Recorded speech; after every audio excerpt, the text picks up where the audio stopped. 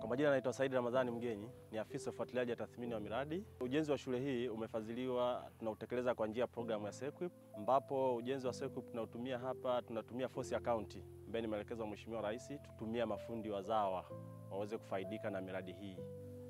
Mradi huu wa ujenzi huu wa mabweni nimeingia Januari, lakini nilipofika hapa cha kunufaika kwa kweli nashukuru. Kuanzia hiyo Januari nikaanza kujipatia hela kidogo kidogo mpaka nikaanza kulimia mashamba yangu. Changamoto nyingine nilikuwa shambani kwenye vitunguu nilikuwa sina mbolea, lakini bahati nzuri nikapata hizo mbolea. Kwa hiyo mpaka sasa nashukuru kwa ujenzi huu ulioanzishwa. Kwa kweli tunamshukuru mama yetu kwa utaratibu aliyotufanyia, na sisi mafundi tunaipatia kidogo ajira.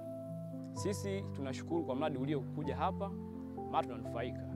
Tumepata ajira, nasomesha watoto, napata chakula. Kwa kweli fundi kama fundi mimi nashukuru sana kwa kuleta mradi huu.